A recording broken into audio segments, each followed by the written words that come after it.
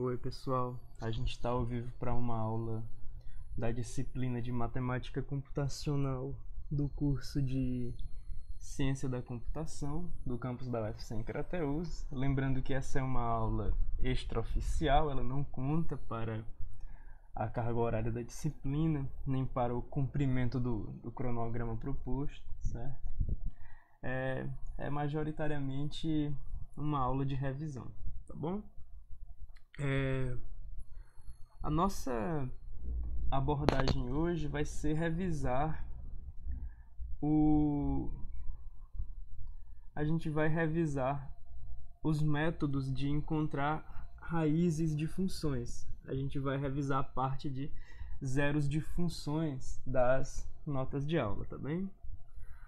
A gente viu que esses métodos de encontrar raízes de funções, esses métodos clássicos, eles são obtidos como consequências das técnicas de interpolação clássicas.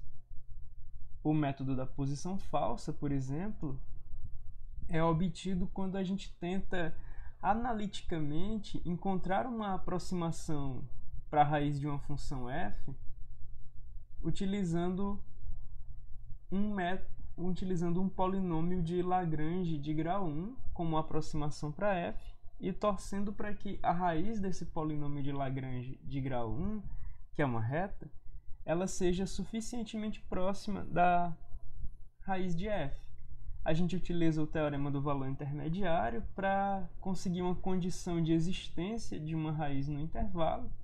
E caso a raiz desse polinômio de Lagrange de grau 1 não seja uma aproximação boa o bastante, ela ao menos nos permite subdividir o intervalo em questão em dois subintervalos, e um desses necessariamente mantém as condições de suficiência para a existência de uma raiz, tá bom?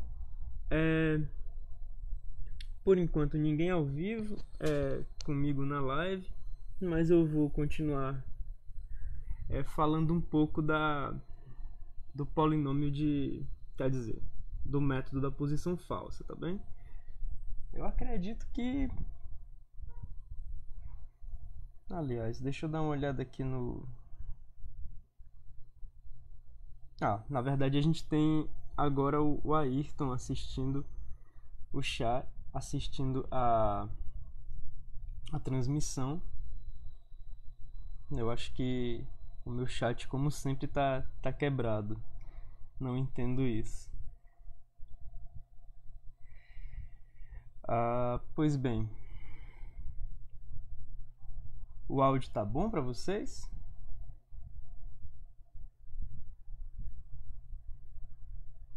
Como é que tá o áudio, pessoal? O áudio tá ok? Definitivamente a minha... beleza. O Ayrton disse que o áudio tá bom. Tá bem. Aliás, uma dúvida que existia Uma dúvida que me passaram, o Rafael havia me perguntado sobre essa questão da... Eu acho que a dúvida era mais sobre a assinatura das funções para quadratura, né? E eu acredito que, como isso pode ser a dúvida de mais alguém, eu vou apresentar uma ideia de como fazer as assinaturas de quadraturas para a gente ter uma noção de como fazer as implementações, né?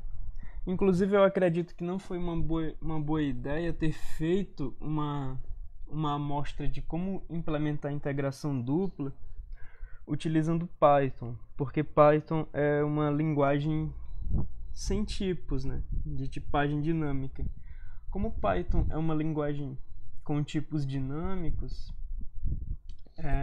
eu acredito que não ajuda muito a gente a entender a ideia por trás da implementação. Então eu vou escrever um pouquinho aqui de C++, tá bem? Que C++ é uma linguagem com tipos. Aí eu acredito que vai facilitar a nossa o nosso entendimento.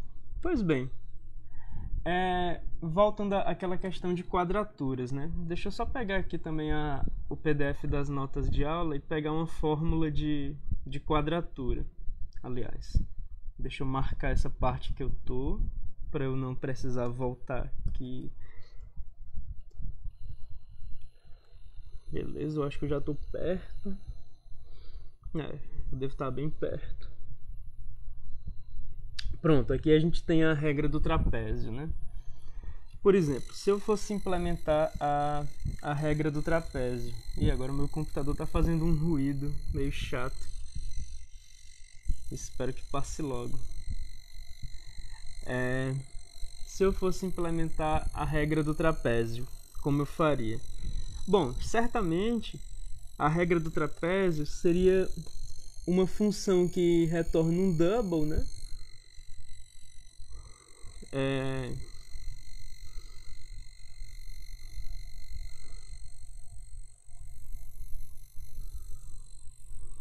Seria Newton Coates 1. Eu vou chamar assim porque a regra do trapézio ela é o Newton Coates de grau 1. E qual é a assinatura de uma quadratura qualquer? A assinatura de uma quadratura qualquer consiste em receber uma função com um único argumento, né? Uma função func que recebe um double e retorna um double, uma função dos reais nos reais. E claro, essa função ela vai ser o integrando da quadratura. E também consiste em receber pontos A e B, né? Double A e double B, tá bom? Agora, como eu não sei direito a forma como o C++ lida com o tipo de uma função que recebe um double e retorna um double, eu não estou muito interessado em saber, eu vou colocar aqui template, aí bem aqui,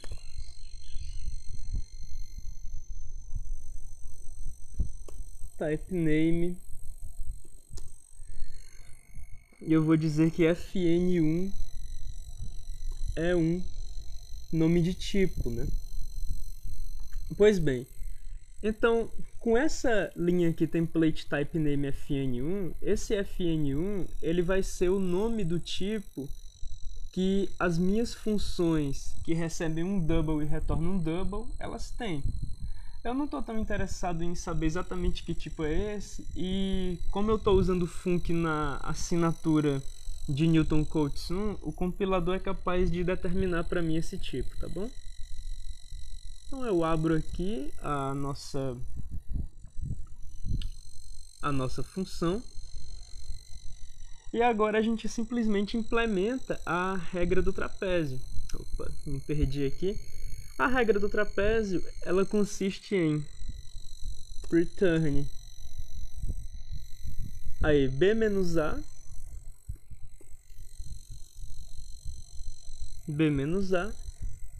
que multiplica f de a mais f de b sobre 2. Então isso aqui vai multiplicar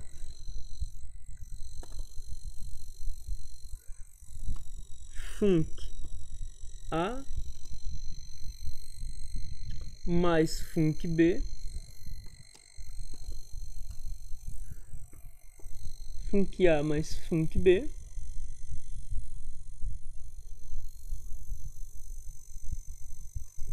sobre 2. Certo?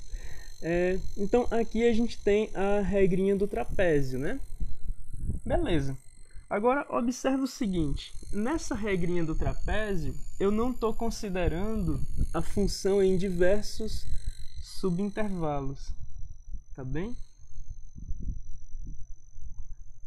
Deixa eu ver se eu consigo reduzir esse ruído que o computador faz. Não é uma boa hora para fazer ruído durante uma live, mas enfim.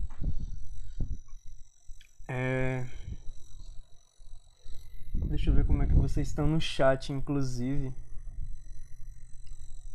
Bom, só teve o comentário do Ayrton, tem mais 2 pessoas assistindo, né?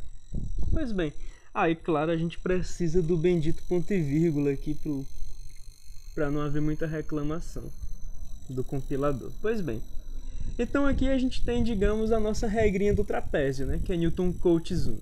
Tá certo. Veja que eu não estou tratando a aplicação dessa quadratura numa subdivisão de intervalos, beleza? Como é que eu posso fazer isso? Eu preciso criar uma versão de cada quadratura que lide com vários subintervalos? Não, porque a lógica para cada uma dessas quadraturas é a mesma, né? Não importa que quadratura eu esteja aplicando em diversos subintervalos, a lógica de aplicação é a mesma. Então aqui eu vou criar uma função também de alta ordem que lida com essa história de aplicar uma quadratura em diversos subintervalos. Então aqui eu vou colocar type name quad, que é o tipo que eu vou utilizar como nome para uma quadratura, beleza? Esse vai ser o nome das minhas quadraturas, quad. E também eu vou precisar do nome da minha função que recebe um double e retorna um double, né? Eu estou colocando esse 1 no fn1 justamente para deixar bem claro que essa função recebe um único double como argumento e retorna um double. Quando a gente for fazer a função de quadratura dupla, aí a gente vai passar um fn2. O fn2 vai ser uma função que recebe 2 doubles e retorna um double, né? Pois bem, agora com esse template eu vou criar uma coisa chamada double, aí apply quad on subintervals. Ou seja, essa função apply quad on subintervals, ela vai ser responsável por aplicar uma quadratura em diversos subintervalos. Então veja, ela vai receber naturalmente a quadratura que a gente vai aplicar, certo? Ela vai receber o integrando no qual a gente vai aplicar essa quadratura. A gente também vai receber os extremos do intervalo de integração, double A e double B. E claro, a gente também vai receber o número de int. A gente também vai receber o número de subintervalos, né? O número de subintervalos eu vou chamar de n, tá bom? Então essa funçãozinha bem aqui, ela tem a responsabilidade de aplicar uma quadratura em diversos subintervalos, em n subintervalos do intervalo de A até B. Como é que a gente faz isso? A primeira coisa que a gente precisa fazer é calcular um certo h, o comprimento de um desses subintervalos. E o comprimento de um desses subintervalos é justamente B menos A dividido por n, tá bom? Esse é o comprimento de um desses subintervalos, é B menos A dividido por n. Agora que a gente tem o comprimento de um desses subintervalos, a gente vai pegar um double result para guardar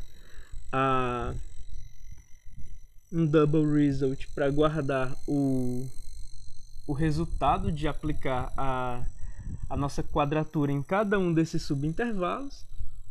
E agora a gente começa a calcular os pontos extremos desse subintervalo, né?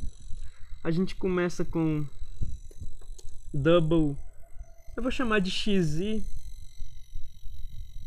Xi é um bom nome, é bom bastante.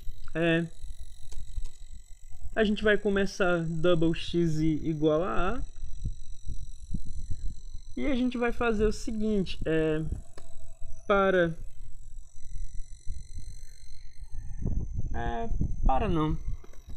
Acho que dá para fazer até assim. Enquanto xi for estritamente menor que b,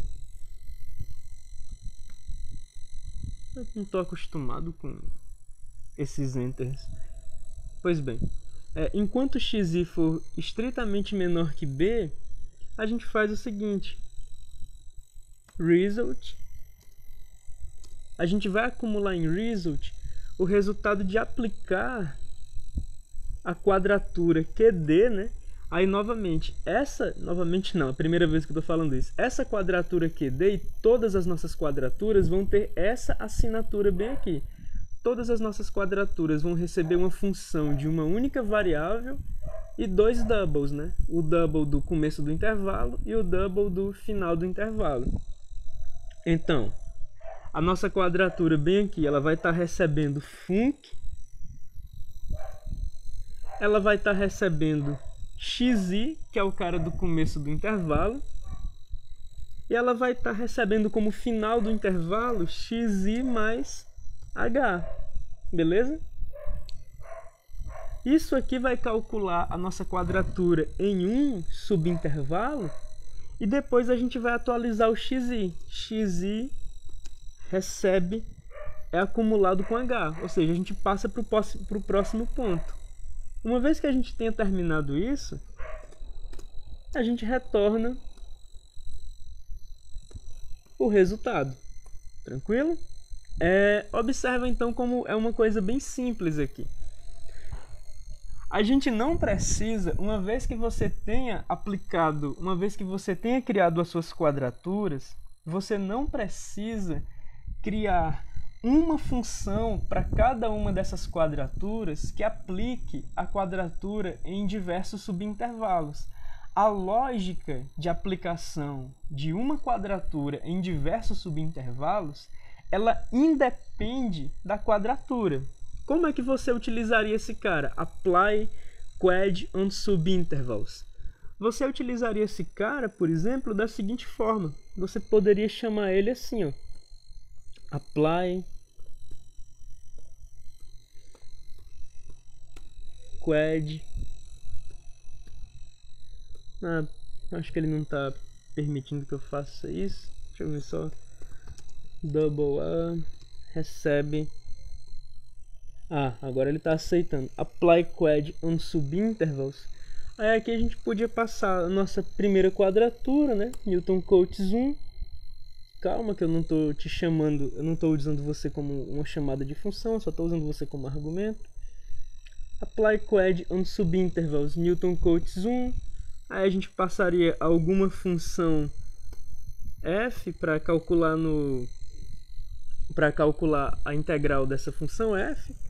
Passaria os extremos do intervalo, por exemplo, 0.0 e 1.0, e passaria o número de subintervalos no qual a gente quer dividir essa função, né? Então observa aqui que a aplicação dessa apply quad on subintervals, ela é bastante simples.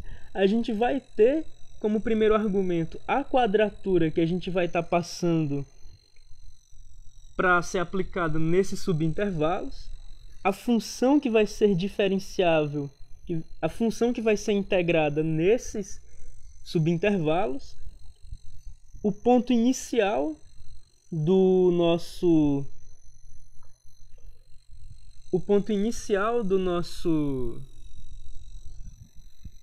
intervalo de integração, o ponto final do nosso intervalo de integração e, por fim, a quantidade de subintervalos em que a gente vai dividir esse intervalo de 0.0 até 1.0. No nosso caso aqui, 3, tá? Ele está reclamando que não existe uma função f, então deixa eu satisfazer ele aqui. Double x, né? Para agora existir uma função f. E essa nossa função f, ela vai ter return, sei lá, 2 vezes x. Agora ele está reclamando de alguma coisa aqui no apply quad on subintervals. Não pude inferir o argumento quad. Tá. Ok, então. Aparentemente seria necessário... mas tem outra coisa aqui. For culture. Apply quad subintervals. Beleza. Tá dizendo que eu não estou utilizando a função. Eu até estaria utilizando se eu soubesse passar corretamente isso aqui. Newton Cotes no match function. Beleza. Mas enfim, apesar desses errinhos que tá dando aqui nos tipos, a ideia geral é essa, tá? Aparentemente o compilador não foi capaz de definir, ele não foi capaz de inferir o tipo de quad. Como ele não foi capaz de inferir o tipo de quad, você teria que dizer o tipo de quad explicitamente. Você não teria esse problema numa linguagem dinâmica, de tipagem dinâmica como é Python, mas eu estou usando C++ aqui basicamente para mostrar como seria, de uma forma mais concreta, a assinatura dessas funções, né? Newton Cotes, por exemplo, receberia uma função f, uma função func, que seria o integrando da função, o início do intervalo A, o final do intervalo B, e Newton Cotes 1 ficaria encarregado apenas de implementar a regra do trapézio simples. Essa lógica de função aqui da apply quad on subintervals, ela serve para qualquer quadratura, né? Você não precisa implementar uma função desse tipo para cada quadratura que você tiver. Essa lógica, ela independe da quadratura que você está utilizando. Então, apply quad on subintervals recebe a quadratura, recebe a função func, que é o seu integrando, recebe o seu double A, recebe o seu double B, que são justamente A e B, os extremos do intervalo de integração, e recebe N, que é a quantidade de subintervalos que você vai considerar. Tanto aqui nessa linha bem aqui, a gente calcula o H como sendo o comprimento de cada um desses subintervalos, né? Se a gente está considerando o intervalo de A até B dividido em N subintervalos, a gente calcula H como sendo B menos A sobre N. A gente vai acumular a aplicação das quadraturas nesses subintervalos, nessa variável result, e a variável xi ela vai representar o ponto inicial de cada um desses subintervalos. Enquanto xi for menor que b, a gente vai acumular em result a aplicação da quadratura qd, que a gente passou como argumento, recebendo func, que é o integrando, xi, que é o começo do intervalo, e xi mais h, que é o final do intervalo. Após isso, a gente atualiza xi para considerar o próximo subintervalo, e depois a gente retorna result, né? Que vai ser retornado com o acúmulo desses resultados de aplicação de quadratura nos subintervalos, tá bom? Aqui a gente tem uma função fzinha simples para o compilador parar de reclamar, só que agora ele está reclamando de apply quad on subintervals. Aparentemente ele não conseguiu deduzir o tipo de quad. Pois bem, aí aqui a gente teria uma aplicação, né, dessa função apply quad on subintervals, aplicando a regra do trapézio em diversos subintervalos para a função f do intervalo de 0 a 1, considerando 3 subintervalos, beleza? O que falta para esse código compilar é você escrever apply quad on subintervals de forma que esse valor quad ele não fique no template, ele seja definido explicitamente bem aqui, porque o compilador não foi capaz de deduzir. Eu esperava que fosse, mas o compilador não foi, tá bom? Numa linguagem como Python, você não vai ter esse problema. Mas eu acredito que observando os tipos, fica mais fácil entender como é que você faria essa ideia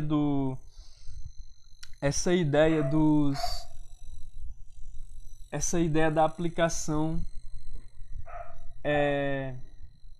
de uma quadratura em diversos subintervalos, beleza? Agora, voltando um pouco para a ideia de integração dupla que a gente viu em Python, numa integração dupla, você teria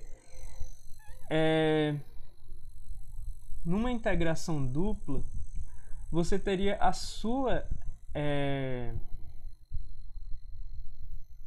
sua integral interna sendo definida com uma função de duas variáveis e a sua integral externa sendo definida com uma função que está em termos da integral interna. Então, para você lidar com isso, você precisaria de uma assinatura mais ou menos assim, ó. Double, se você fosse fazer uma integral dupla, né? Double integral. E agora você precisaria, claro, antes de definir essa função, você precisaria de uma função de um tipo para representar uma função que recebe dois doubles, né? E de um tipo para representar uma quadratura simples, tá bom? Então, utilizando esses dois tipos, fn2, que agora vai representar uma função que recebe duas variáveis, e quad, que vai representar uma quadratura, você teria algo como fn2 func, que seria o seu integrando. Você teria também double A e double B para representar os extremos da integral externa. Aliás, eu acho que fica mais... Tá, não vou complicar não. Double A e double B para representar os extremos da integral externa. E nesse momento, como eu estou utilizando C++, eu não quero gastar tanto tempo da nossa aula com isso, já que isso é apenas tirar uma dúvida, né? Eu quero mais revisar. Eu vou supor nesse momento que a nossa integral interna ela não tem o seu limite de integração definido por funções, mas definido simplesmente por valores C e D, beleza? Quando a gente implementou isso em Python, a gente tinha utilizado C e D como sendo funções. Aqui, para simplificar e a gente não gastar muito tempo, eu quero que C e D sejam apenas valores numéricos, tá bom? E para além disso, né, a gente receberia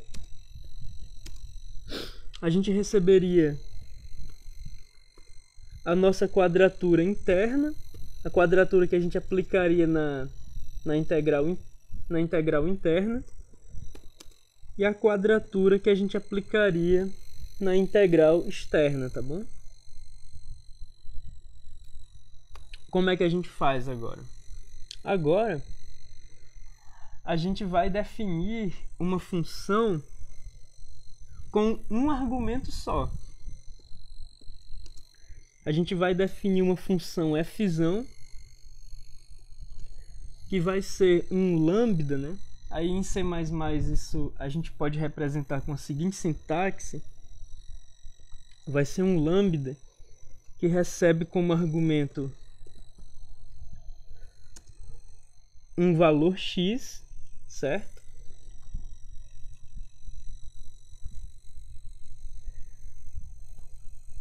E esse lambda, ele tem o seguinte conteúdo. Ele vai ser responsável por aplicar a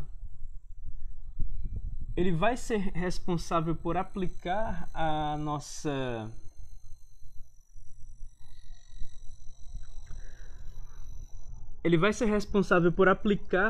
função func com um x fixo para a nossa integral interna, né? Ou seja, com a quadratura inner QD. Então, nesse momento, na verdade, eu até percebo que a gente precisaria também de um tipo fn1 para representar funções com funções que recebem uma única variável. Ou será que não? Não, estou começando a achar que não. a gente pode fazer isso com alto também. Pois bem, aqui dentro a gente iria definir alto G, eu vou chamar de alto G isso aqui, vai ser igual também a um lambda, né, que recebe como argumento um y. E o que esse lambda faz é retornar return. Ele vai retornar a nossa função func com dois argumentos. Ele vai retornar a func com x e y aplicados, né? Ou seja, esse cara, essa função g bem aqui, ela é capaz de... Essa função g... Ah, claro, faltou um ponto e vírgula bem aqui. Eu acho que nesse momento ele está reclamando que func não foi capturado, né? Deixa eu ver se é só isso mesmo. Claro, deixa eu colocar aqui fn2 func. Ah, beleza, era exatamente isso. Tá, mas ainda tá reclamando de alguma coisa aqui. Expected.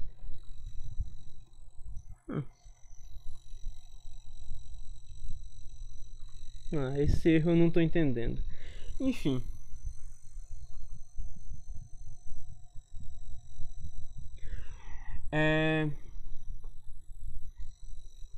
Bom, esse programa não vai compilar exatamente, mas vai dar pelo menos para passar a lógica, né?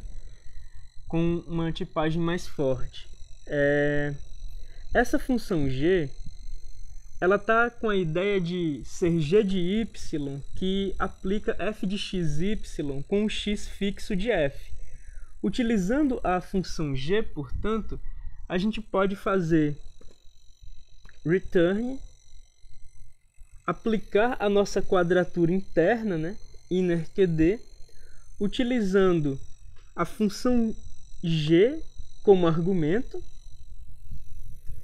utilizando o intervalo c e d como intervalo de integração, beleza? Isso vai fazer com que a função f ela seja suficiente para você calcular a integral interna para um valor de x fixo, tá bom? Utilizando a função f, que é uma função que tem um único argumento, a gente vai poder, então,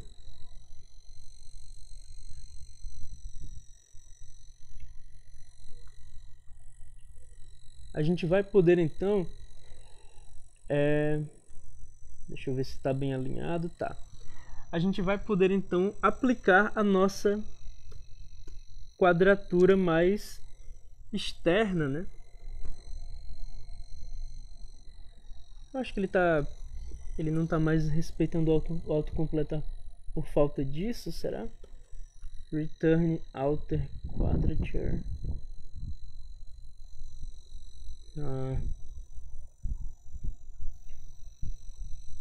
Tá.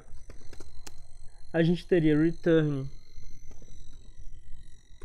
outer qd, passando a função f que representa uma aplicação da quadratura externa e o intervalo de integração de a até b, tá bem?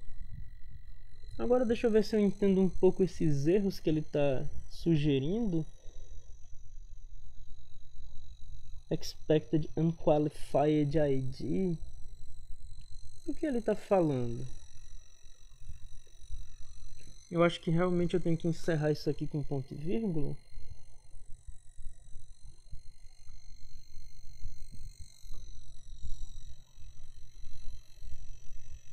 Use of undefined identifier G. Aparentemente eu não sou tão bom com C++ assim. Ainda mais utilizando lambdas. Esse código tá cheio de erro, tá? Mas a lógica de aplicação não muda tanto.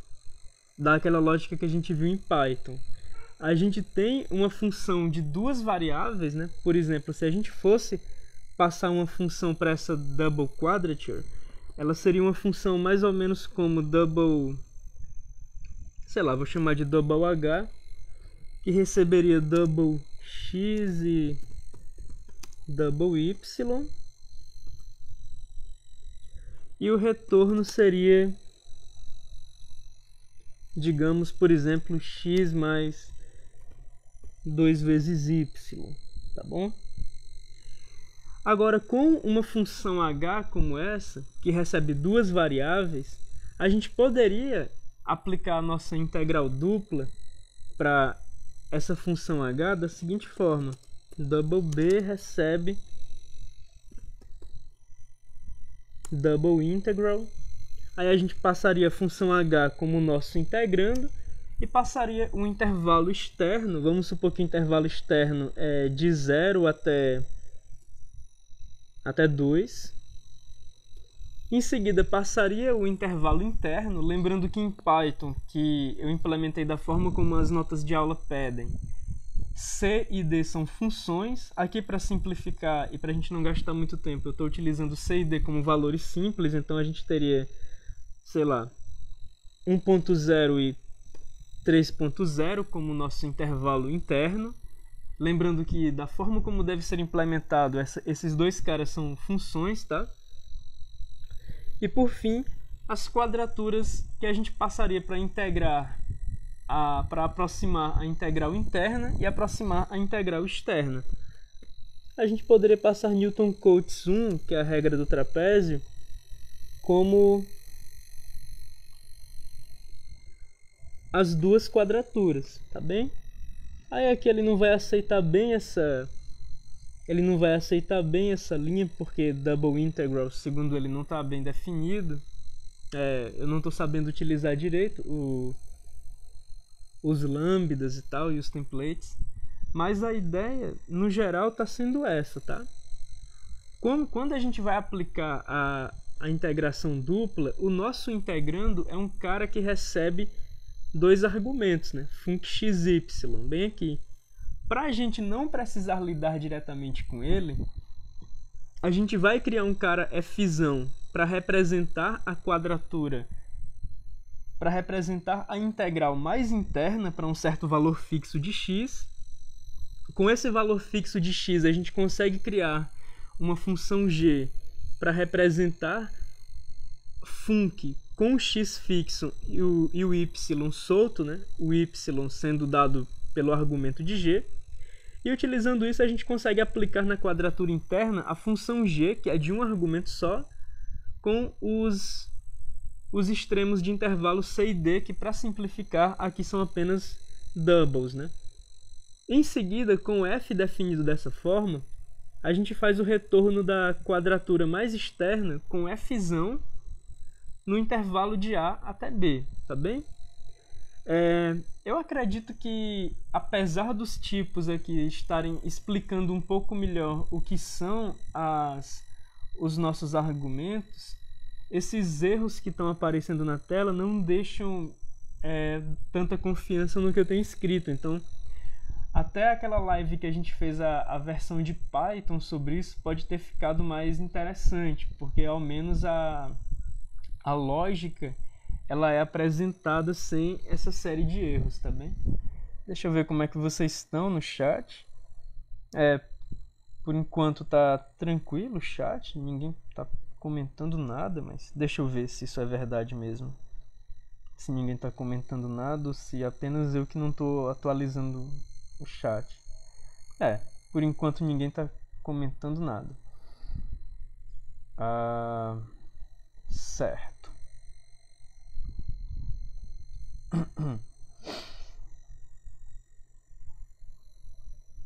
Então deixa eu continuar. Eu espero que isso tenha mais ajudado que atrapalhado, né? Porque eu realmente não gostei muito desses erros que começaram a aparecer aqui. Mas eu acredito que eles não são tão significativos, tá? Aqui tá dizendo que esse cara é um uma chave fechando que tá estranha. Enfim. Eu não vou saber resolver esses erros agora, mas em termos de lógica, a gente tem que a aplicação da quadratura para integral dupla, a aplicação de quadraturas para integração dupla segue essa lógica, e a minha intenção inicial com esse exemplo era mais mostrar como fazer uma quadratura simples, né? E utilizar a lógica da quadratura simples numa função mais genérica que aplica uma quadratura em uma sequência de subintervalos determinado por um número n, que define em quantos subintervalos você vai subdividir o seu intervalo de integração. Essa lógica de subdividir o intervalo de integração e aplicar uma quadratura a cada um desses subintervalos, ela independe da quadratura que você está aplicando. Então você pode abstrair isso como uma função de alta ordem, tá? Certo, pessoal. Deixa eu fechar esse buffer e vamos tentar revisar um pouco dos métodos de encontrar raízes, tá? A gente tem o método da posição falsa, que ele é um método de encontrar raiz baseado em duas coisas: baseado no teorema do valor intermediário e baseado na interpolação via uma reta da função f num intervalo onde você sabe que existe uma raiz da função, e esse saber que existe uma raiz da função, isso é uma condição de suficiência dada pelo teorema do valor intermediário, né? É uma consequência do teorema do valor intermediário. E essa reta ela é dada como uma interpolação da função nesse intervalo utilizando um polinômio de Taylor de ordem 1, tá bom? Então, como funciona? Aqui a gente tem o enunciado do teorema do valor intermediário, né? O teorema do valor intermediário, ele diz algo bastante simples. Você tem uma função f que vai do domínio A no contradomínio B, ambos subconjuntos dos reais, sendo uma função contínua. É importante que f seja contínua para que você possa aplicar o teorema do valor intermediário, tá? Aí, admitindo que f de A é menor ou igual que f de B, ou o contrário, entre parênteses, dado um valor d nesse intervalo de fa até fb, existe um c no intervalo de A até B tal que f de c é igual a d. Ou seja, para qualquer valor entre f de A e f de B, existe um ponto c no intervalo de A até B, onde a função f assume precisamente esse valor d. Isso indica que se f de A é menor que zero e f de B é maior que zero, então o valor zero se encontra no intervalo FA-FB. Se o valor zero se encontra no intervalo FA-FB, o teorema do valor intermediário garante para a gente que a função f contínua tem uma raiz no intervalo de A até B. Aí a gente anuncia essa consequência do teorema do valor intermediário como o nosso corolário 1. Seja a função f no intervalo de A até B, onde A e B são conjuntos dos reais, quer dizer, a função f com domínio A e contradomínio B, onde A e B são subconjuntos dos reais, é uma função contínua. Se a gente pega um intervalo de A até B contido no Azão, de tal forma que a função f, nos extremos desse intervalo, ela assume valores de sinais opostos, ou de outra forma, se FA vezes FB é menor que zero, né? Então você sabe que um desses dois caras é positivo e o outro desses dois caras é negativo, e portanto a função f tem uma raiz no intervalo de A até B, pelo enunciado do teorema do valor intermediário, né? Dado um d nesse intervalo, esse d podia ser zero, dado zero nesse intervalo, você sabe que existe um c no intervalo AB tal que f de c é igual a zero. Portanto, é justamente esse c, tal que f de c é igual a zero, que é uma raiz garantida pelo teorema do valor intermediário no intervalo AB de uma função contínua, tal que FA vezes FB é menor que zero, ou FA e FB têm sinais opostos, né? Então, o que acontece? Utilizando essa ideia, sabendo que o teorema do valor intermediário nos dá uma condição de existência de uma raiz de f no intervalo de A até B, a gente poderia tentar aproximar a função f nesse intervalo utilizando uma interpolação, e a gente poderia imaginar que a raiz dessa aproximação é suficientemente próxima da raiz da função f no intervalo de a até b. Então, inicialmente a gente desenvolveu uma fórmula. A gente inicialmente desenvolveu essa fórmula bem aqui, utilizando o polinômio de Lagrange na forma de Lagrange, né? E essa fórmula é bastante complicada, mas como o polinômio de Lagrange é apenas uma reta, a gente pode desenvolver, quer dizer, o polinômio de Lagrange que a gente está utilizando, que é o polinômio de Lagrange de grau 1, que interpola a função f justamente nos extremos do intervalo AB, como esse polinômio de Lagrange é uma reta, a gente pode tentar desenvolver uma fórmula analítica para a raiz dessa interpolação a partir da equação da reta, em vez de tratar a interpolação pela forma de Lagrange. Beleza?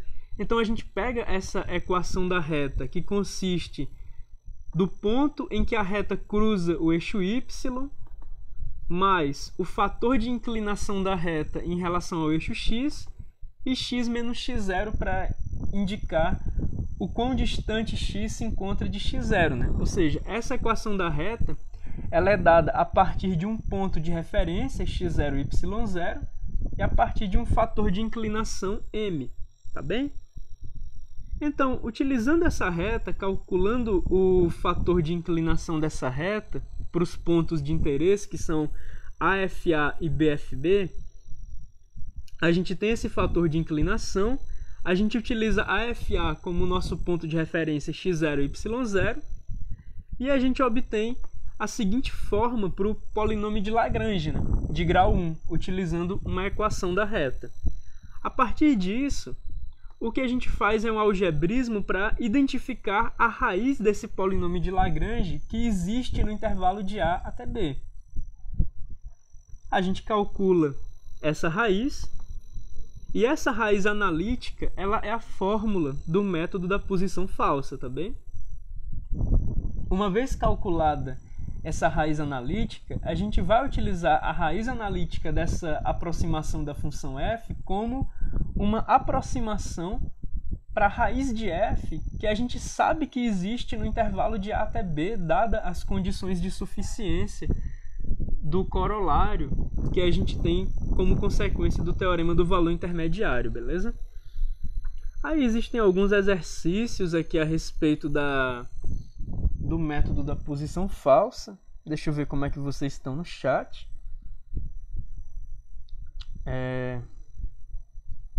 Aparentemente... Opa, tem alguns comentários. O Ayrton tá perguntando. Só não entendi bem aqueles lambdas. De onde vem mesmo o x e o y? Eu acredito que o Ayrton tá perguntando algo e eu tô vendo com bastante atraso. Aqui a culpa não é do lag, a culpa é minha mesmo.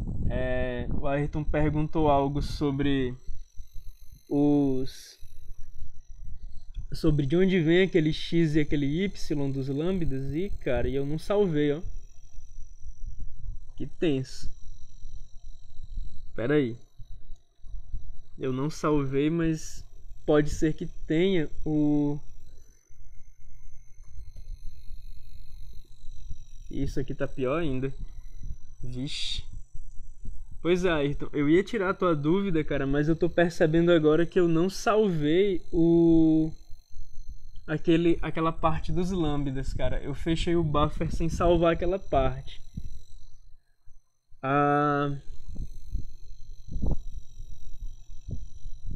Eu fechei o buffer sem salvar aquela parte. Eu vou tentar te responder sem o código-fonte mesmo, mas aqueles lambdas, Ayrton, eles representavam aplicações intermediárias da função func. Quem tinha dois argumentos era func, né? Func recebia x e y. A função g, que era um dos lambdas, ela era responsável por, dado um x fixo a partir dado um x fixo a partir do lambda f, o lambda g ele era responsável por utilizar a função func com o x fixo do x e o y que o g recebe como argumento. Então você poderia utilizar a quadratura interna aplicando o g, que é uma função que recebe uma única variável, no caso a y, e chama func com o x fixo de f e o y que g recebe como argumento, e os extremos do intervalo, né, para aplicar na quadratura interna. Já na quadratura externa, você utilizaria a função f, que recebe um único valor como argumento, né, recebe um único double, no caso x, e aí você passaria os extremos do intervalo externo. Eu até aconselho, cara, na verdade, nessa parte de quadratura de integração dupla, eu aconselho até você a ignorar o conteúdo da nossa presente live e se basear numa outra live que eu fiz, onde eu ilustrei essa integração dupla utilizando Python. Eu acredito que lá tenha ficado mais claro, tá bem? Eu acredito que na live que eu fiz utilizando Python, a explicação de integração dupla tenha ficado mais clara. E nessa live, a gente pode tirar proveito ao menos da parte em que eu estou explicando que a estratégia de subdividir um intervalo em subintervalos, ela independe da quadratura que você está aplicando, beleza? Então você pode tirar proveito dessa parte, mas quanto à integração dupla, eu recomendo que você utilize uma live que foi feita anteriormente com esse conteúdo, tá bom? Deixa eu ver como é que a gente está agora no chat. Eu tenho que ficar atualizando isso vez ou outra para ver se está tudo bem. O Ayrton disse que está tranquilo. Desculpa pela demora em ver a tua pergunta. Isso até prejudica um pouco a explicação porque eu não tinha salvo o conteúdo daquele buffer. Mas enfim, eu recomendo uma live anterior para ver essa questão da integração dupla. Nessa live, o que eu posso recomendar que eu tenho escrito lá é a parte da aplicação em diversos subintervalos. Eu acredito que tenha ficado legal, apesar dos erros que eu cometi em C++. Olha, para a gente ver uma aplicação do método da posição falsa, a gente desenvolveu esse gráfico em sala de aula, e aqui a gente está utilizando a função seno de x. A função seno de x, a gente sabe que ela tem raiz no ponto π, beleza? Que é justamente esse momento em que a curva azul, que tem uma linha mais grossa, ela corta o eixo x, ela corta justamente numa altura de x igual a π. Então, a nossa função f, ela tem π como uma das raízes dela. E a gente está aplicando o método da posição falsa considerando o intervalo de 1 até 4, beleza? Considerando o intervalo de 1 até 4. Então, repara bem aqui, ó, que nesse intervalo de 1 até 4, o nosso R1x, a nossa reta em vermelha, que é a interpolação da primeira iteração, ela está interpolando a função f justamente no ponto x igual a 1 e no ponto x igual a 4. Tranquilo? Com a nossa função f interpolando, com a nossa reta R1 interpolando a função f nos pontos 1 e 4, nos extremos do intervalo de 1 até 4, a gente nota que a aproximação da função f, a R1, ela tem raiz bem aqui entre 2 e 3. E essa raiz, ela fica muito distante da raiz que a função f tem no intervalo de 1 até 4. Como esse cara fica muito distante, ele não pode ser considerado uma boa aproximação para a raiz de f nesse intervalo de 1 até 4, mas ao menos ele subdivide o intervalo de 1 até 4 em 2 subintervalos. Esse intervalo da esquerda, onde a gente percebe nesse intervalo da esquerda que a função f ela não tem raiz, né?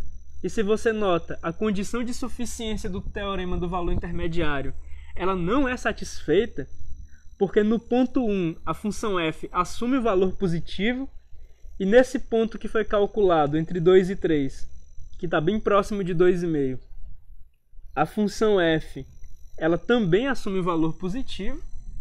Por outro lado, no intervalo desse ponto de algo próximo de 2,5 até 4, nesse intervalo de algo próximo de 2,5 até 4, você percebe que nesse ponto de algo próximo de 2,5, a função f assume um valor positivo, e nesse ponto 4, a função f assume um valor negativo. Então a gente sabe que pela continuidade de f, ela tem que cortar o eixo x nesse intervalo de algo próximo de 2,5 até 4.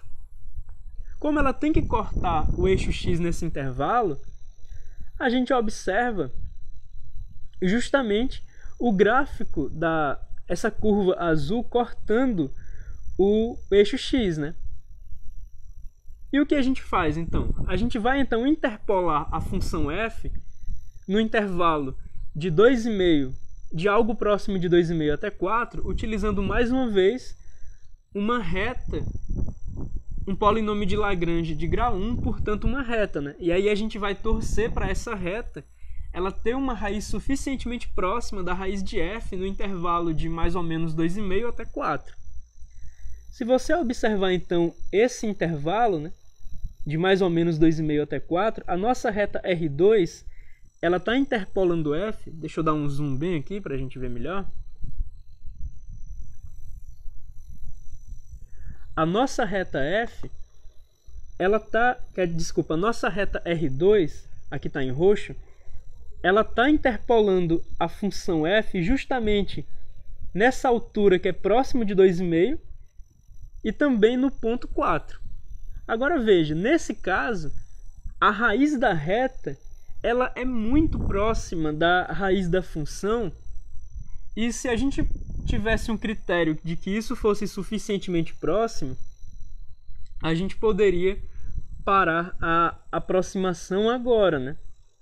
Em termos gráficos, e como a gente está limitado pelas condições de plotting do LaTeX, já não faria tanto sentido continuar interpolando, a gente não veria mais tanta diferença, beleza? Mas você vê que na segunda iteração do método da posição falsa, onde a gente subdivide o intervalo de 1 até 4, nesse ponto bem aqui, que é próximo de 2,5, e percebe que esse cara não é próximo da raiz de f, esse cara bem aqui, ele não é próximo da raiz de f, mas ele subdivide o intervalo de 1 até 4 em 2 subintervalos, o da esquerda, que certamente não tem uma raiz de f, e o da direita, que com certeza tem uma raiz de f. Ele subdivide o intervalo no da esquerda e no da direita, e a gente continua iterativamente, recursivamente, a gente continua recursivamente no intervalo da direita. E a gente continua no intervalo da direita porque a função f nesse ponto que é próximo de 2,5 ela é positiva, e nesse ponto que é 4 ela é negativa. Portanto, ela tem que cortar o eixo x por ser contínua e ela tem uma raiz. Então a gente pega uma reta que é igual a f nos pontos mais ou menos 2,5 e 4, e a gente utiliza a raiz dessa reta como uma aproximação para a raiz de f. E você percebe que o ponto onde essa reta roxa corta o gráfico, e você percebe que o ponto em que essa reta roxa corta o eixo x é bastante próximo do ponto em que a curva azul, que é a curva de f, corta o eixo x, beleza? Então, se isso fosse um critério bom bastante para a gente parar o nosso método recursivo, a gente pararia No caso aqui, realmente a gente parou pelas limitações do plotting que a gente está usando. Eu acho que uma nova iteração não daria para ver tanta diferença. Mas caso a gente fosse continuar, a gente agora faria uma interpolação utilizando quais pontos? Utilizando esse ponto, algo próximo de 2,5, e utilizando esse ponto que é algo próximo de π.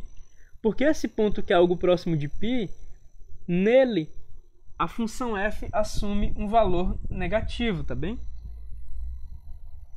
Então a gente tem esse exemplo para ilustrar a nossa aplicação de posição falsa. Deixa eu ver como é que vocês estão no chat. Ver como é que tá a nossa live aqui. Bom, aparentemente mais nenhum comentário. A gente tem 3 pessoas assistindo a live e não tem nenhum comentário novo. Os últimos foram os do Ayrton. E o que a gente pode fazer para melhorar as notas de aula? Eu acredito que a gente poderia fazer esse plotting ser acompanhado por uma tabela com os extremos do intervalo que a gente está considerando. Então acho que eu vou criar uma tabela para acompanhar esse gráfico, beleza? Como é que a gente vai fazer isso? Eu vou primeiro aqui para perto de onde a gente vai criar a nossa tabela. E eu vou tentar inserir a tabela utilizando esse atalho aqui do Emacs. Float position.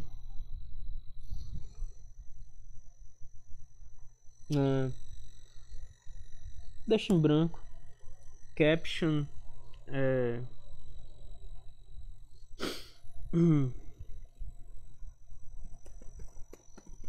Intervalos.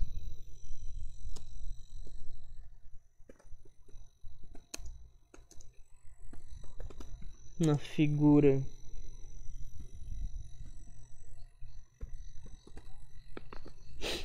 figura F, Center, sim. E aí ele cria uma tabelinha pra gente. Tá. Tá. A label dessa tabela. Tab, 2 pontos,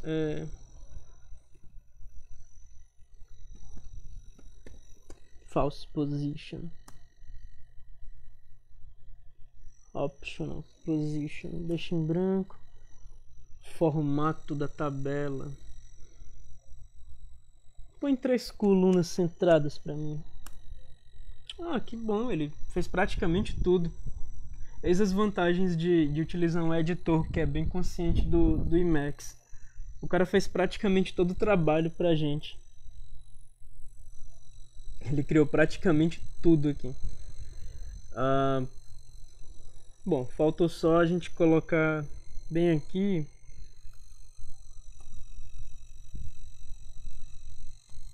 as linhas das colunas, tá? Deixa eu colocar aqui também alguns títulos para as colunas dessa tabela. Iteração. Aí bem aqui eu vou colocar A. Bem aqui eu vou colocar B. Vamos ver se ela não dá. Vamos ver se isso aqui compila. Eu espero que compile.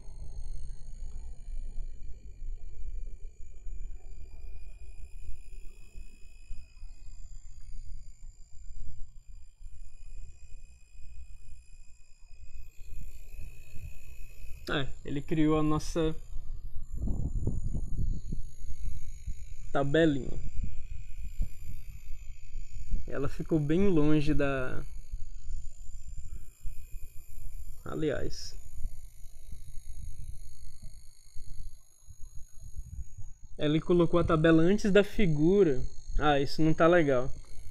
Deixa eu pedir para ele colocar a tabela aqui onde eu tô especificando. Eu não gostei dele ter colocado a tabela antes da figura. Deixa eu especificar esse H de here, que é para ele colocar a tabela pelo menos perto da figura.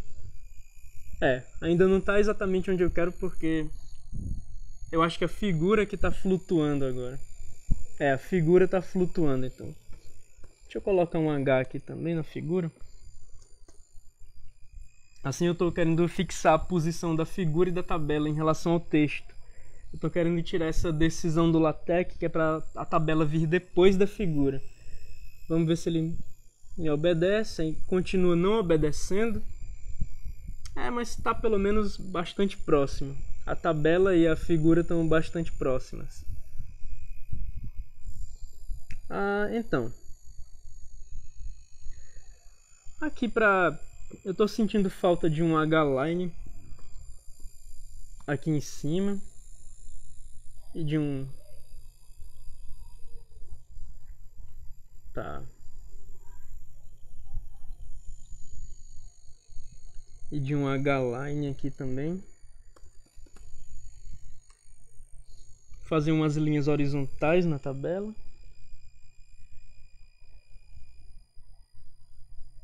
Agora ele está dando erro. Eu acredito que porque eu tenho que quebrar linha depois de um H-line. Vamos ver se é por conta disso. Faz tempo que eu não crio uma tabela no LaTeX, cara.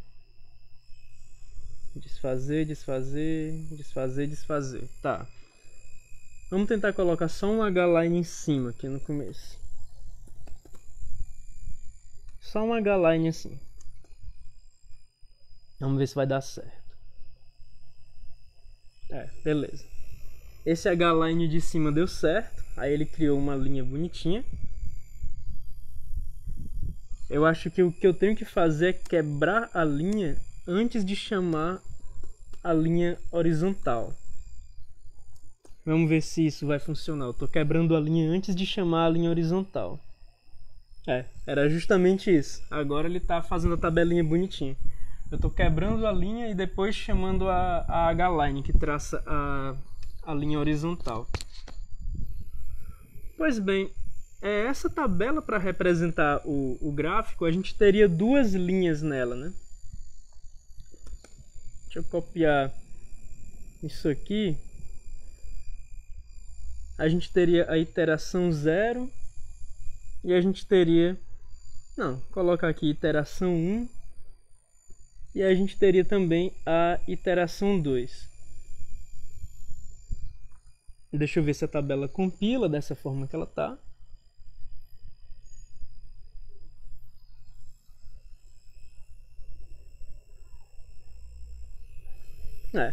A tabela está compilando dessa forma que ela está.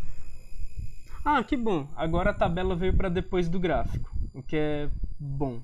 A tabela está se relacionando com o gráfico e eu quero que ela seja apresentada após o gráfico. Tá, deixa eu ver como é que vocês estão no chat.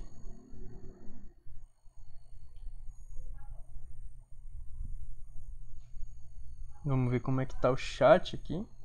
Tá, nenhum comentário novo. E agora no lugar desses A e B, eu vou estar colocando no lugar desses A e B. Deixa eu só resolver essa referência aqui.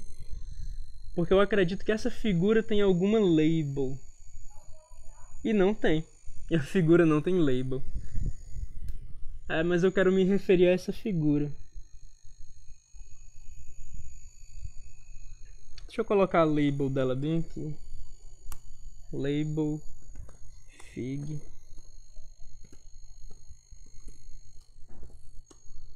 Pronto. Essa vai ser a label da figura.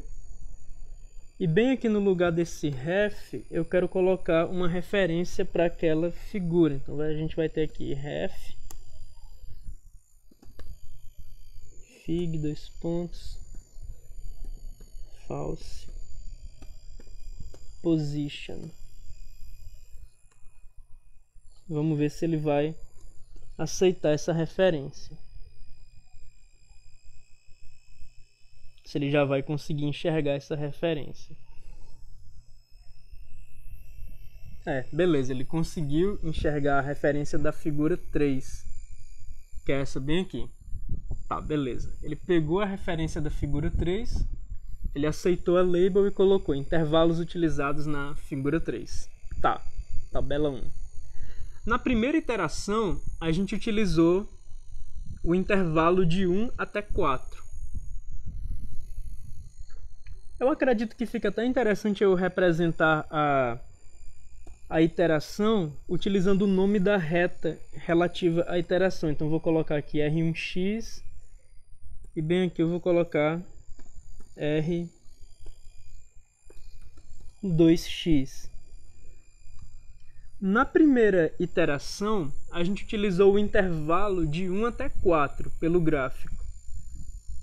Pela primeira iteração, a gente tem utilizado o intervalo de 1, a gente está interpolando bem aqui, de 1 até 4. Como a gente utilizou o intervalo de 1 até 4, é isso que eu vou colocar bem aqui. Foi o intervalo de 1 até 4.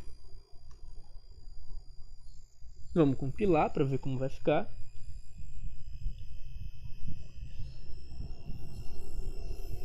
Beleza, então na iteração 1 relacionada com a reta R1x, a gente fez a interpolação utilizando o intervalo de 1 até 4.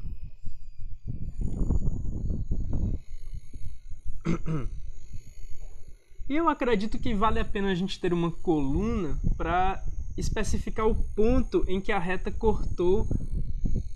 A gente especificar o ponto em que a reta cortou o eixo X. Então eu vou colocar mais uma coluna aqui na tabela. Mais uma coluna centrada na tabela. E eu vou colocar bem aqui mais um i comercial para especificar que eu estou tabulando. E eu vou colocar bem aqui a palavra raiz, simplesmente.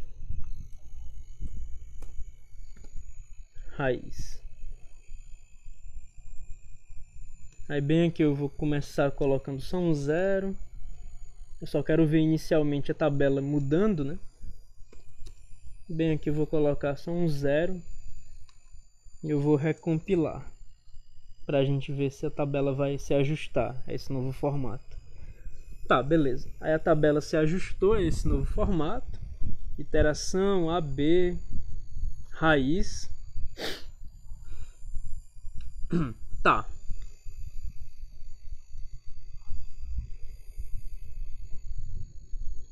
Então, na primeira iteração, a raiz ela foi bastante próxima de 2,5 e segundo essa legenda bem aqui, a raiz foi exatamente 2.5794. Então é isso que eu vou colocar no lugar desse zero bem aqui, eu vou colocar 2.5794. Deixa eu compilar para ver como vai ficar. Tá, beleza. E agora a gente vai substituir o A e o B da iteração 2. Na iteração 2, se você notar, a gente dividiu esse intervalo de 1 até 4. A gente dividiu esse intervalo de 1 até 4 no intervalo de 1 até mais ou menos 2,5 e de mais ou menos 2,5 até 4. Na segunda iteração, a gente considerou esse intervalo de mais ou menos 2,5 até 4. A gente considerou esse intervalo da direita bem aqui. Então, eu vou atualizar a tabela seguindo isso. Ou seja, no lugar desse A, a gente vai ter 2.5794.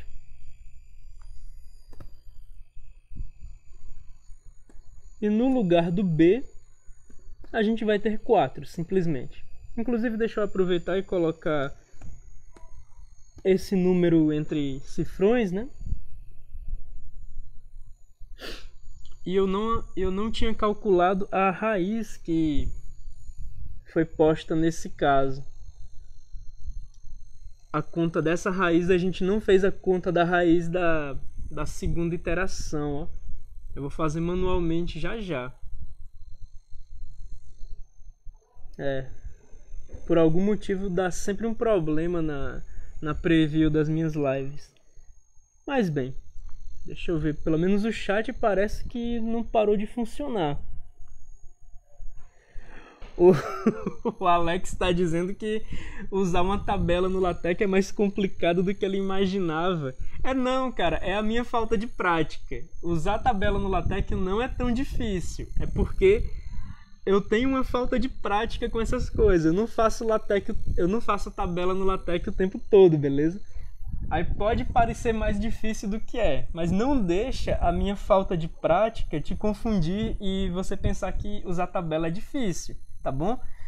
Na verdade, a minha falta de prática que passa essa impressão para você. Mas se você estiver usando as tabelinhas do LaTeX o tempo todo, não vai ser tão difícil não, tá bom? É só a minha falta de prática. Pois bem. E bom, eu ainda não calculei a raiz da R2x. Eu espero que o... Bom, a gente tem uma fórmula para R2x, né? Eu acredito que vai ser fácil de calcular essa raiz, cara. Porque como a gente tem essa fórmula para R2x, eu vou tentar fazer uma coisa aqui, peraí. Então, para tentar teste.py, eu vou chamar um buffer de Python aqui dentro do Emacs.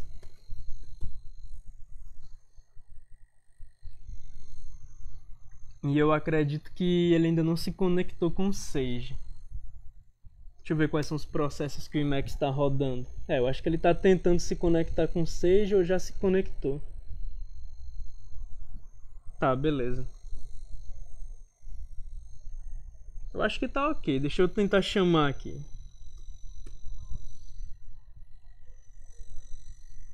Deu certo. Ele está conectado com o Sage agora. Ctrl X, Ctrl 0, mais. Vem pra cá. Bom, a gente tem essa linha bem aqui. Ela tem uma forma da gente calcular. Ela tem a equação da reta que a gente quer. Deixa eu voltar aqui pro começo que eu vou dar isso pro Sage.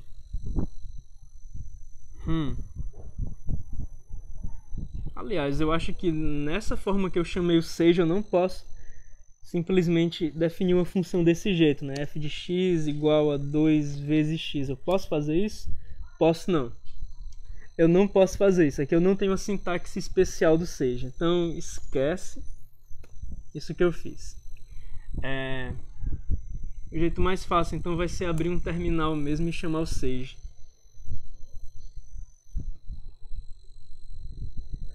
Como era, rapaz? Era assim, tá.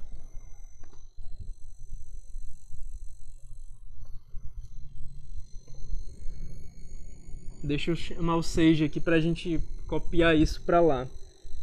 Então eu vou copiar até o ponto e vírgula, yfind, não, ytil ponto e vírgula. Aí eu venho aqui.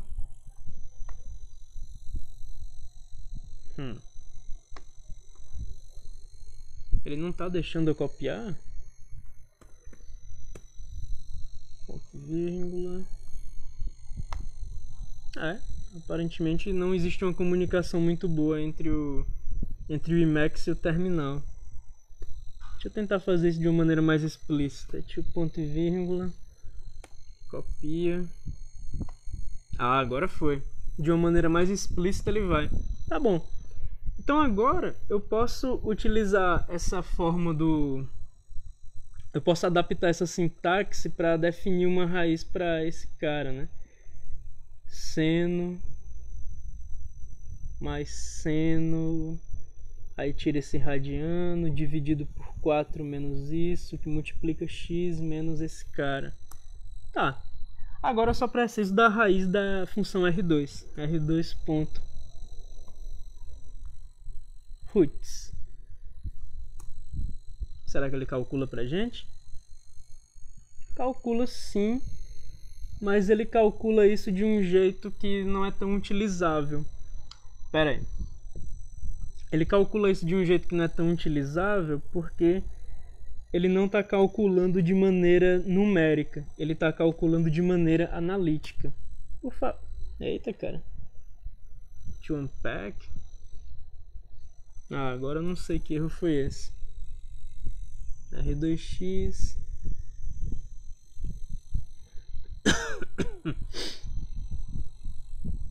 Deixa eu ver se eu consigo fazer assim então. Solve R2 para variável x, por favor. Tá. Mas de toda forma ele não dá um valor muito... Y. Pera. Ele não dá um valor muito utilizável. Solve R2x. Y recebe solve R2x. Então o Y agora é esse cara, tá? Eu queria o Y de uma forma numérica, mas aparentemente eu não consigo. Só que eu não entendo porque eu não consigo calcular o Y de uma forma que não seja numérica, cara. Paint, category, insert pop, save. Y tem coordenadas? Y0. Tá. Beleza. Então nesse momento que eu estava tentando fazer isso, Y é uma lista de raízes. E ele deu um erro. Ele não pode avaliar essa expressão numérica simbolicamente. Mas tá, então. Aparentemente eu vou falhar miseravelmente em calcular essa raiz. Seno de 2.5794. Poxa, cara, eu não queria falhar em calcular essa raiz.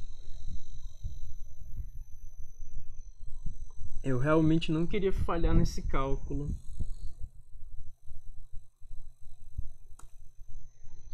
Bom, ele já deu o valor de x pra gente, né? Então a gente poderia se empenhar em calcular esse valor de x numericamente.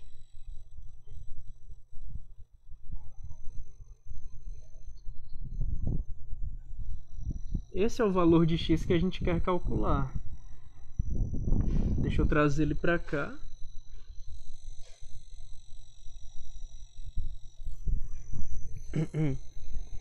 Eu acho que ele não fez uma cópia muito boa disso aqui. Aparentemente ele não fez uma cópia muito boa. Então vou ter que fazer isso mais devagar. Menos... Tá, deixa eu chamar isso de... Pera aí. Acho que eu sei como eu vou fazer. Eu vou copiar isso aqui inicialmente. Eu vou dizer que isso aqui é igual a A. A é igual a essa parte. Beleza. Agora eu vou chamar de B essa outra parte. O problema é o Enter que existe aqui no terminal. Deixa eu diminuir a fonte momentaneamente.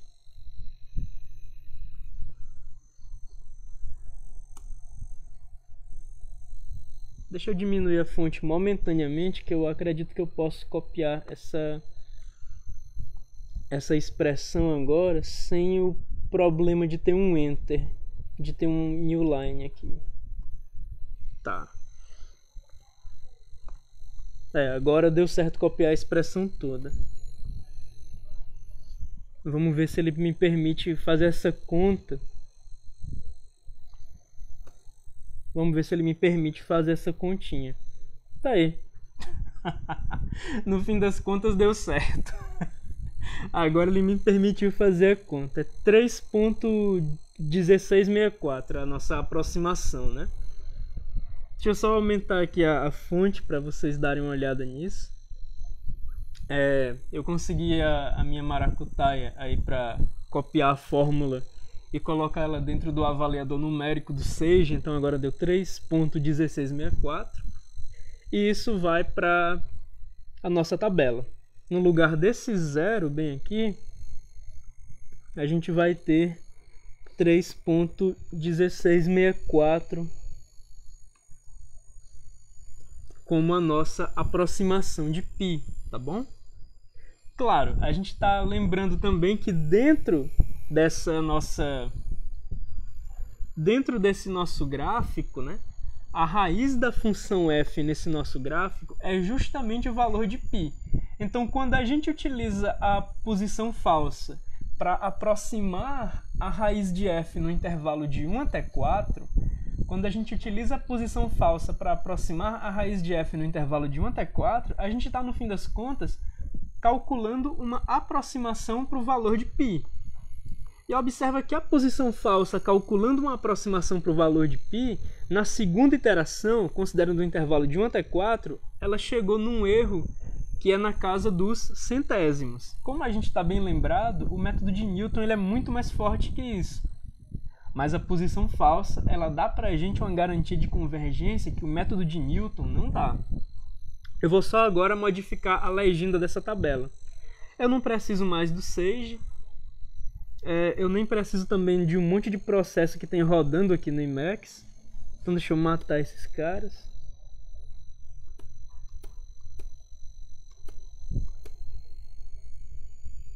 Tá, eu acho que isso aqui é coisa do processo de LaTeX. Deixa eu só atualizar aqui a legenda, né? Intervalos utilizados na figura R.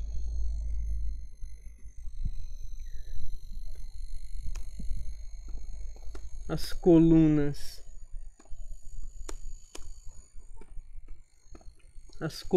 A e B indicam os pontos em que as retas R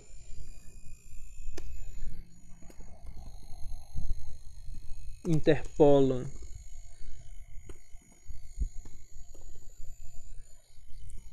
a função f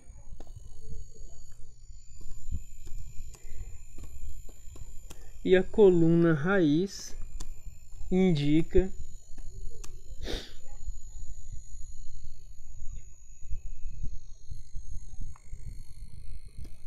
a raiz indica a raiz da reta R no intervalo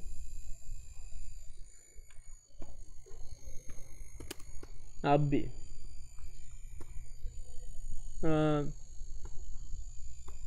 Tá, agora ficou bem formatado. Não tem mais o que formatar. Tá, beleza. Compila aí pra gente ver a legenda nova.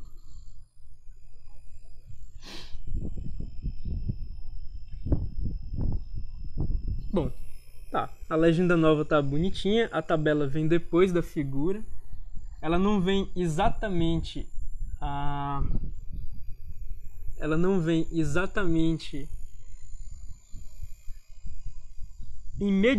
vem imediatamente após a figura, então eu vou colocar uma label da tabela na figura também. Eu já tenho uma label definida para a tabela, né, que é essa daqui. Eu vou até copiar. Yankee to chave. E agora eu vou aqui para a figura.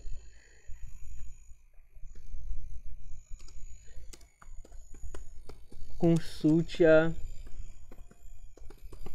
tabela ref. Agora tá aí. Já está a label da tabela reconhecida. Se bem que eu não estou acostumado a fazer referência circular no LaTeX, mas eu acho que isso vai dar certo. Vamos ver se funciona, né? Essa referência circular. A tabela referenciando a figura e a figura referenciando a tabela. Eu acho que não vai ter problema. Eu acho que não tem problema não. Vamos ver se eu estou certo ou se eu estou errado. Tudo bem. A figura consegue referenciar a tabela, né? Consulte a tabela 1. Daí se eu vier aqui e clicar na tabela 1, ele me leva para a tabela. E se eu clicar aqui na figura 3, ele me leva para a figura. Tá tudo bem. Então a tabela e a figura, elas estão bem conectadas uma com a outra. Aparentemente o texto ainda não menciona nem a tabela nem a figura, é algo que eu vou fazer posteriormente. E para vocês fica a revisão do método da posição falsa. A gente sabe que diferente do método de Newton, o método da posição falsa, que é baseado no teorema do valor intermediário e numa interpolação via Lagrange, ele dá condições de convergência para a gente, ele vai convergir necessariamente, só que de uma maneira mais lenta que o método de Newton. Deixa eu ver como a gente está no chat. Dá uma olhada em como a gente se encontra no chat.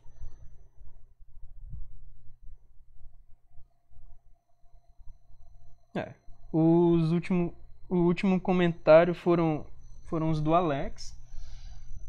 Então, pessoal, fica a nossa feitura de uma tabela no LaTeX, do uso de referências circulares para a figura referenciar a tabela e a tabela referenciar a figura. E a gente tem uma revisão do método da posição falsa, né? Ele tem garantia de convergência, ele é baseado no teorema do valor intermediário, mas ele converge mais lentamente que o método de Newton. Isso quando o método de Newton converge.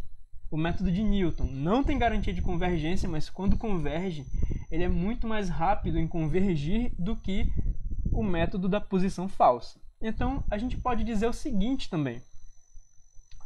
O ideal seria utilizar uma hibridização dos dois métodos. Uma vez que você esteja próximo o bastante da raiz, ou seja, uma vez que a posição falsa te dê um intervalo pequeno bastante, você pode pegar o ponto médio desse intervalo e fazer uma convergência mais rápida utilizando o método de Newton em seguida, tá bom? Então, nessa parte dos zeros de funções, a gente tem três coisas para implementar. A gente tem o método da posição falsa, a gente tem o método de Newton e a gente tem essa hibridização entre Newton e posição falsa, tá bem?